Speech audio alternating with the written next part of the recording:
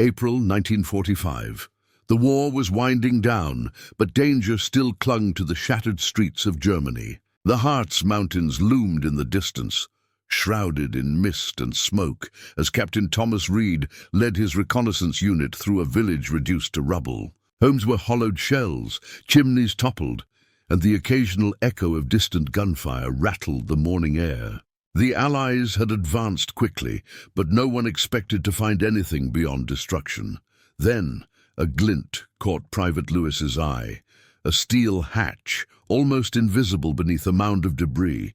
"Captain, over here," he called, brushing away stones. The men exchanged skeptical looks. "Probably a bomb shelter," Reed said, kneeling to inspect it. But the hatch felt heavier than any ordinary bunker door. Its hinges groaned as they pried it open, revealing a narrow shaft descending into darkness. Flashlights cut through the stale air. The corridor walls were reinforced steel, etched with symbols no one recognized, strange spirals, cryptic letters, and faint stains that seemed almost organic. The hum of long-dead machinery vibrated faintly beneath their boots. Every step echoed, magnifying the tension as if the building itself was watching them. Finally, they reached a massive blast door. The lock gave way with effort, revealing a chamber frozen in time. Rusted surgical tables lined the walls, shattered glass vials littered the floor, and the metallic tang of chemicals stung their nostrils. Captain Reed's hand hovered over his mouth as he whispered, This wasn't a bunker. It was a lab." Silence fell, heavy and suffocating, as the soldiers scanned the room. Somewhere deep in the shadows, a faint flicker of light reflected off a metallic instrument. They had stumbled upon something far beyond a military hideout, something that whispered of human obsession, cruelty, and secrets that were never meant to see the light of day. And in that instant, they realized whatever had been happening down here, it was only the beginning. Berlin was in chaos. The once mighty Nazi regime was crumbling under the relentless advance of Allied forces. And the streets were littered with burning files, abandoned weapons, and the terrified faces of soldiers fleeing the front lines. Rumors swirled among intelligence officers of a secret so dangerous it could alter the course of the war itself. Something code-named Operation Morgenlicht, Captain Thomas. Reed stood over a crude map in the dimly lit tent of the American command post. Beside him, Dr. Eleanor Voss, a military scientist specializing in experimental technologies, traced a series of cryptic coordinates with her gloved finger. "These readings, they're inconsistent with any known bunker," she murmured. "The Germans were hiding something here, and it's not just documents or weapons." "Then we need to find it before the Soviets do," Reed replied, his voice grim. "If it falls into the wrong hands, we're not just talking about an advantage in the war, we're talking about unleashing something catastrophic." Within hours, Reed, Voss, and a hand-picked reconnaissance unit departed the camp, traveling through the scarred countryside. The closer they got to the Harz Mountains, the more signs of German desperation appeared. Burned-out vehicles, destroyed bridges, and scattered supply crates. Occasionally, small groups of retreating German troops eyed them suspiciously, their movements quick, almost frantic. Every glance, every hurried gesture hinted at a secret far beyond simple military strategy. Hours passed as they navigated through ruined villages and dense forests, the weight of urgency pressing on their shoulders. Voss examined intercepted intelligence notes, piecing together mentions of experiments in subterranean chambers deep beneath the mountains. "It's a lab," she said finally, her voice tight with tension. "Whatever they were doing, it was scientific." "But it wasn't ethical." "Not even close," Reed nodded, scanning the tree line. "Then we have to move fast. They're destroying evidence, but they're also guarding it. And judging by what we've seen, this isn't gold or documents they're desperate to protect." The team pressed on, descending into ravines and maneuvering around crumbling fortifications. The shadows grew longer as night approached, and every footstep brought them closer to the unknown. The forest seemed alive, whispering warnings in the wind. Somewhere beneath the mountains, the truth waited, hidden, deadly, and almost alive. As they reached the outskirts of a ruined village, Reed signaled the men to halt. Ahead, partially buried under debris, was a hatch, not unlike the one they had glimpsed days earlier. But this one was reinforced, marked with strange symbols that matched those in the intelligence reports. Reed exchanged a glance with Voss. "This is it," he said. "Whatever they were hiding, it's down there. And we're about to find out exactly how far they went." The moment lingered, tense and heavy, the silence broken only by the distant rumble of artillery. For a fleeting second, time seemed to pause. Then, with steady hands and controlled breaths, the team prepared to descend. They didn't know what awaited them below, only that history itself hung in the balance. The hidden entrance was almost invisible, a narrow ventilation shaft cleverly disguised within the side of the mountain, half buried beneath jagged rocks and debris. Reed crouched low, signaling the team forward. "Stay sharp. We don't know what's waiting for us," he whispered. One by one, the soldiers descended, gripping ladders slick with dust and rust. Voss followed, clutching her bag of field equipment, her face pale but determined. The shaft led to a cold, metallic corridor. The air was stale, heavy with the scent of damp stone and something faintly chemical. The narrow walls echoed every footstep, every whisper. Massive generators loomed in shadow, their massive coils silent and dark, as if drained of life. The team pressed on, flashlights cutting through the darkness, illuminating faded Nazi insignias and doors, labeled Versuchskammer, testing chamber. "What the hell were they testing down here?" muttered Private Lewis, his voice barely above a whisper. He pointed to a glass container shattered on the floor, its contents dried and unrecognizable. Voss knelt to inspect scattered documents, her gloved fingers trembling. "Human trials. Experiments. Look at these notes," she said, flipping through pages of medical charts and chemical formulas. They weren't just making weapons, they were trying to change life itself. The corridors twisted like a maze, and the deeper they went, the more oppressive the air became. The soldiers' footsteps grew hesitant, hearts pounding, nerves stretched thin. Every shadow seemed to twist into movement, every metallic clang of abandoned machinery echoing like a warning. Rusted surgical instruments lay abandoned on tables, jars filled with strange biological specimens glinting in the dim light. It was a scene that defied comprehension, a laboratory designed not just for science, but for something far more sinister. Hours, or perhaps minutes. Time seemed to blur, passed as they navigated tunnels and chambers lined with the remnants of the Nazi obsession.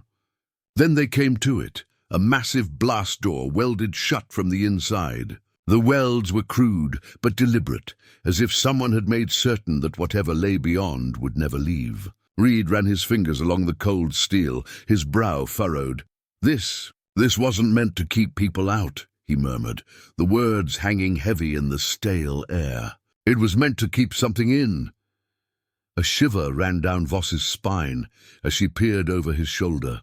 "And judging by these corridors, whatever it is, it's not human."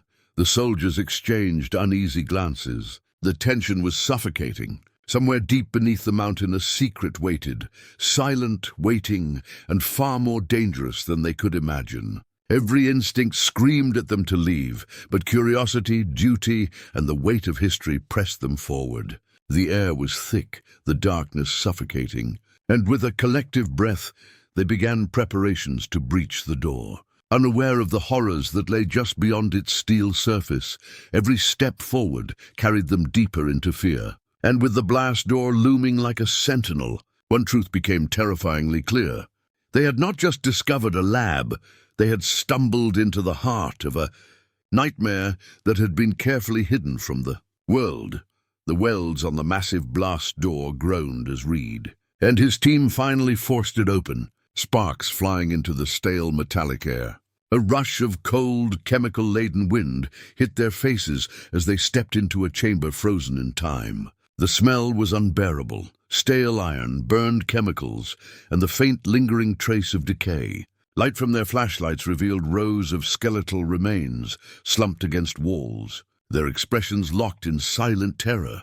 In the center of the chamber, strange metal pods lined the floor like coffins of science. each etched with faded numbers and cryptic codes. Glass containers perched on shelves held specimens suspended in thick, yellowed fluid, some human, others disturbingly altered. Blueprints littered the tables, sketches of anatomical experiments that merged medicine with physics, diagrams showing the impossible, methods to manipulate the human body into something beyond human. Dr. Voss knelt by a table, her gloved hands shaking. They weren't just experimenting. They were engineering soldiers, she murmured. Radiation-resistant pathogen-proof, a new breed of warfare. This is monstrous. Reed's flashlight beam caught the edge of a film reel on the floor. He hesitated, but curiosity overpowered hesitation. A portable projector was still intact. When the reel flickered to life, the room filled with the haunting images of suffering. Prisoners strapped to tables, electrodes piercing their skin, chemical sprays coating their bodies, all under the cold. Detached eyes of scientists taking meticulous notes. The footage played over and over in their minds, humanity reduced to raw data, screams echoing in silence, a sudden sound, a metal clang, made everyone freeze. Reed signaled for silence. Among the scattered papers, German logs, neatly dated, caught Voss's attention. They were recent, just days before the Allies' arrival. Scribbled in haste, the entries hinted that one of the experiments had escaped containment, and that someone, or something, was still being monitored. Then, a faint echo reverberated through the corridor outside. Footsteps, slow, deliberate, not German, not American. The team's breathing quickened, hearts pounding in unison. Reed motioned to the men to draw weapons, flashlights cutting through the shadows like knives. Voss whispered, "We're not alone. Someone's still here." Every instinct screamed at them to retreat, but retreat was impossible. The labyrinth of tunnels stretched behind them, collapsing passages and twisted corridors, threatening to trap them if they turned back. The team moved forward cautiously, each step a battle against the rising terror. Reed's voice barely rose above a whisper. "Whatever's down here, it's waiting for us." And in the darkness, the faintest glimmer of movement reflected in the glass of the pods. Something had survived. Something was watching. The nightmare they had uncovered was no longer history. It was alive. The footsteps grew louder, echoing unnaturally in the labyrinthine corridors. The team froze, weapons raised, eyes straining through the darkness. From the shadows emerged a frail, hunched figure, clutching his arms, as if shielding himself from the very air. His face was pale, lined with terror and guilt. Dr. Heinrich Adler, one of the lead scientists behind Operation Morgenlicht. Adler's voice quivered as he spoke. I destroyed most of it," he stammered, glancing nervously at the shattered lab and scattered documents. "Before the final experiment. Before it could be completed." He swallowed hard, his eyes darting toward the shadowed corners of the room. "But one escaped." Reed lowered his weapon slightly but kept a watchful eye. "Escaped? What do you mean?" he asked. Adler's hands shook violently. "We were creating something. Something to endure everything. Radiation, disease, war itself. One subject survived containment. It left the facility. Alive." His words hung heavy, suffocating in the stale underground air. "If the Soviets find this place, they'll unleash it. The nightmare won't just continue, it will be reborn." Voss stepped closer, her voice firm but controlled. "Then why didn't you come forward before? Why hide here?" Adler's gaze fell to the ground. I couldn't face what we had done, and I didn't want anyone else to face it either." His voice broke, echoing with remorse and fear. Suddenly, a shrill alarm pierced the darkness, reverberating through the tunnels. The lights from emergency panels flickered on, casting jagged shadows against the walls. "They're here," Reed muttered. His hand tightened around his weapon as the team moved into defensive positions. From deep within the tunnel, faint sounds emerged, footsteps, metallic clanging, and the distant hum of machinery reawakening. Whoever or whatever was coming, it was moving with purpose. The team's breath caught in their throats as they realized this wasn't a random intruder. Someone else had found the lab. Adler's eyes widened. "You don't understand.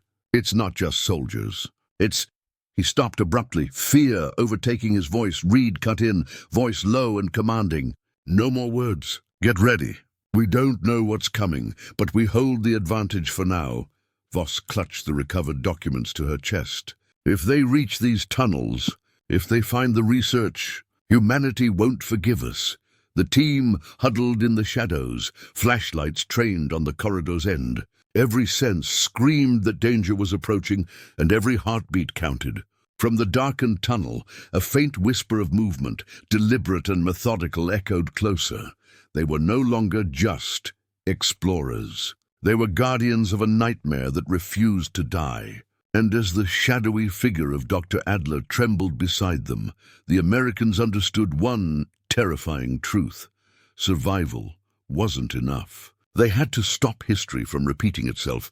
The tunnels erupted into chaos. Gunfire ricocheted off steel walls, and the echoing shots sent sparks dancing across the corridors. A Soviet recon team had arrived, moving with precision and determination, demanding access to the laboratory. Captain Reed's unit pressed back, weapons trained, hearts hammering in unison. Both sides understood the stakes. Whoever controlled the lab controlled knowledge that could reshape warfare, knowledge too dangerous to survive in any hands. "Drop your weapons," a Soviet officer barked, his voice cold and commanding. "This facility belongs to the motherland." Reed gritted his teeth, signaling his men to hold position. "We can't let them in. Not the research, not the logs, not anything." His eyes flicked toward Dr. Adler, whose trembling hands clutched the confession documents, a silent testament to human cruelty. Explosions erupted in the distance, rigged by retreating Nazis as a final measure to erase their sins. The mountain shook, dust falling from the ceiling, and fire began to snake through the corridors. Reed barked orders. "Grab the logs. Take the blueprints. Everything else, destroy it." Voss moved quickly, securing the papers and reels of film, while the soldiers set charges along the laboratory's entrances and corridors. Flames began to roar, reflecting off metal instruments and glass containers, turning the lab into a hellish inferno. The smell of melting metal and chemicals filled the air, choking them, but there was no time to pause. Adler's eyes welled with tears as he watched the destruction. Everything we worked on, gone," he whispered. "It's finally over." Reed didn't answer. He was too busy coordinating the retreat, ensuring every member of his team escaped the growing inferno. The Soviets shouted behind them, their commands drowned by the roar of flames and detonations. The final charge detonated, sealing the lab's main chamber in molten steel and debris. Sparks and smoke billowed as the mountain groaned under the weight of collapsing tunnels. Reed, Voss, and Adler emerged into the night air, just as a massive wall of rock and flame sealed the underground horrors forever. They watched in stunned silence, the glow of the inferno reflecting in their eyes. Years later, photographs of the destroyed site would show only scorched stone and rubble. The truth, however, the full scale of Operation Morgenlicht was buried beneath tons of rock, saved only in Adler's logs and Voss's memory. Reed turned to Voss, voice low and resolute. "History may never know what we found down there, but some truths are too dangerous to live." The wind swept through the shattered mountainside, carrying with it the echoes of what had once lived below. And as the fire raged and the smoke climbed into the night sky, one fact became undeniable. The nightmare of Operation Morgenlicht had ended, or at least they hoped it had.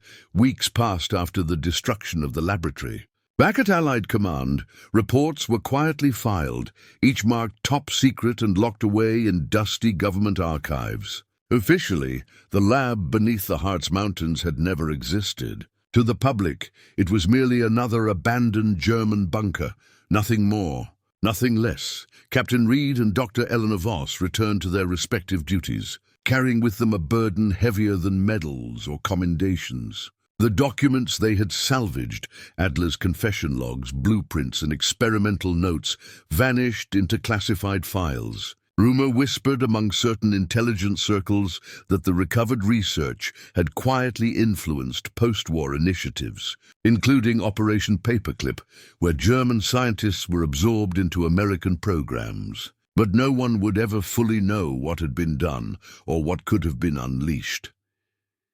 Years later, Dr. Voss, older now and haunted by memories she could never erase, sat in a small, dimly lit room. Across from her, a young journalist pressed a recorder, eager for a story long buried by bureaucracy. Her voice trembled, not from fear, but from the weight of truth. "We didn't just win a war," she said softly. "We inherited its nightmares. And some of those nightmares, they never truly end." Images flickered across the screen in her mind, the collapsed tunnels, the skeletal remains, shattered vials, and the glowing metal pods swallowed by fire. Faded photographs captured empty corridors and rusting instruments, reminders of horrors that had been hidden from history. Forgotten tunnels stretched beneath mountains, silent witnesses to human obsession and cruelty. As the camera lingers over these remnants, a voiceover whispers, some discoveries were never meant to be unearthed, and some secrets, no matter how deeply buried, leave traces that time cannot erase. The night wind rustles over the mountains, carrying with it echoes of what once existed and what may still linger. Unseen in the dark, the story fades out, leaving only the haunting memory of Operation Morgenlicht, a chilling testament to human ambition and the dark shadows of war.